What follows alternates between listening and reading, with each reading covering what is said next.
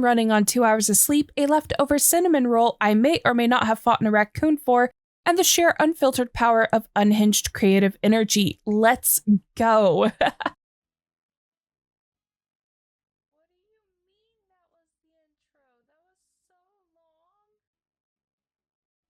Hey everyone, welcome back to Rough Draft Saturdays, the corner of the internet where outlines are myths, plot holes are portals, and the only rule is chaos. Actual feral, spark shooting creative chaos.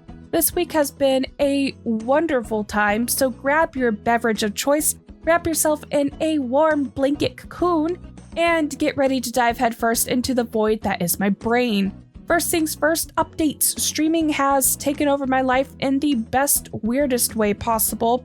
I've been putting in so much time into streaming that writing has slowed down, like to a glacier pace. It's molasses trying to cross a tar pit in January. And I feel bad about that a lot. But also streaming just, I don't know, scratches an itch. And my goblin brain loves it. It's exciting and new and shiny. And my ADHD is all or nothing. So right now it's all or nothing with streaming.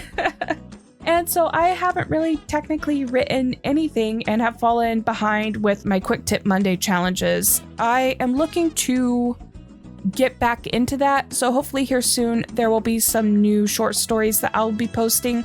Keep an eye out, they may or may not show up.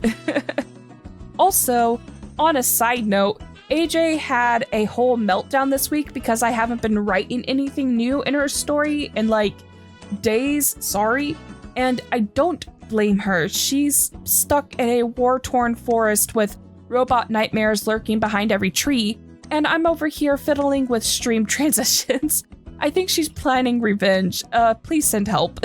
I keep getting ideas dropped in the middle of the night like, hey, what if the Maruk figured out how to hijack Guardian signals and now the whole balance of the forest is shifting?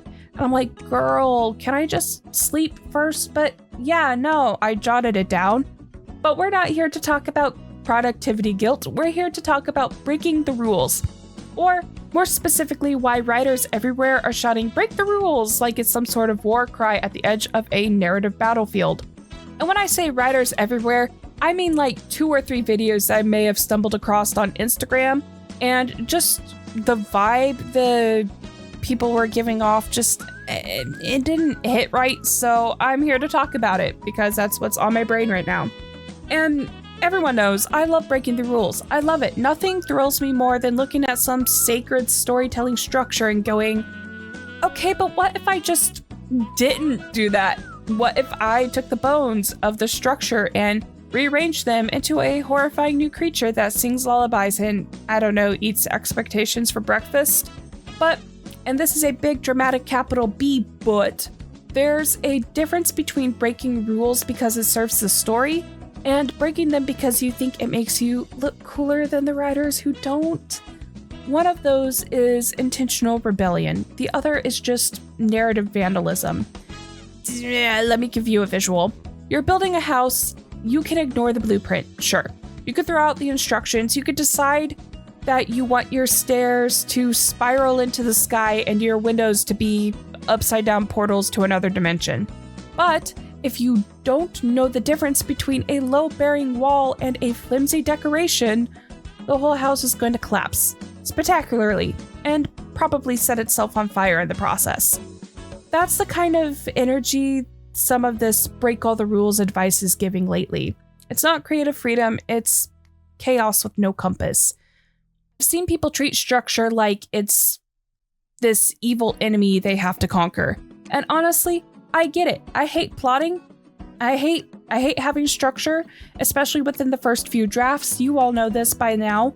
But they're acting like following the 3-act structure or having a clear character arc is somehow selling out, which I don't agree with. Structure isn't the enemy. I've said before, at least for my first 2 or 3 drafts, I don't use structures. But after that, you need it. You need that foundation. It's the skeleton of your story. Break it all you want, twist it, reshape it. Hell, give it glowing antlers and a haunting backstory. But you have to know what bones you're snapping. You have to know why they're there. You have to know what happens when you pull them out. Because when you do know, when you've learned how the engine works and then you rip it apart on purpose to build something wild and new and uniquely yours, that's where the magic is. That's when breaking the rules becomes not just fun, but powerful. Because you're not flailing, you're flying. The thing that bugs me the most is when people act like you're not doing the weirdest possible thing all the time, then you're doing it wrong. I hate that. I hate that idea of, if you're not doing it the way I do it, then you're wrong. It's so bad. It's so bad. No, you're allowed to have different ways to do things. You're allowed to have your story the way you want to have it. Like, there's this attitude creeping around writing spaces that say simple stories aren't worth telling, which, like, where the hell did you get that idea? That if your prose aren't poetic enough to summon ghosts, or your plot isn't a narrative pretzel, you're basic, you're boring, you're safe, to which I say, fight me. There's nothing wrong with writing a story that uses familiar tools. There's nothing boring about clarity, about connection, about stories that take you by the hand instead of throwing you into a maze and shouting, "Good luck, sucker!"